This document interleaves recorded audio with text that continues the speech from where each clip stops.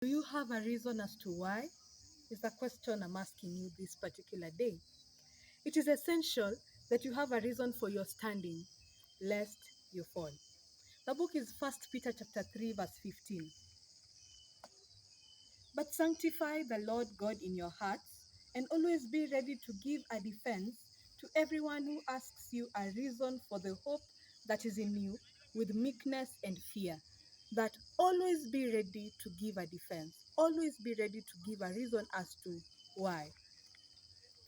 A purposeless life is easily swayed by the winds of peer pressure, of fashion, the winds of the struggle to fit in. And for that reason, we ought to develop a purpose as to why we are standing.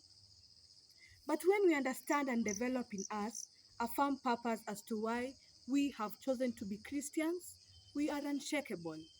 Truth be told, we are unshakable when we understand why we stand with Christ. Now, pointing us to a people in the time of Christ, the book is John chapter 6, verse 26. And these are a people who are following Christ after he had performed the miracle of feeding the 5,000 men. Verse 26 says, Jesus answered them and said, Most assuredly I say to you, you seek me, not because you saw the signs, but because you ate of the loaves and were filled. Their reason for following Christ was for material gain. Why do you stand with Christ? Is it for material gain? Is it because you have blessings as a Christian?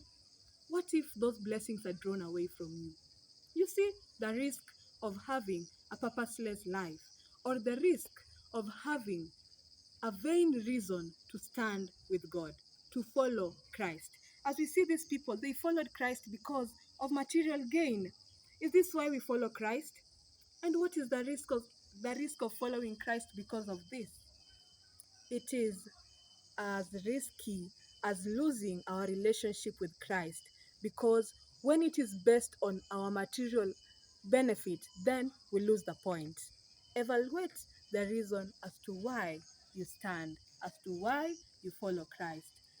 Because with that reason, then you will have a firm, solid ground.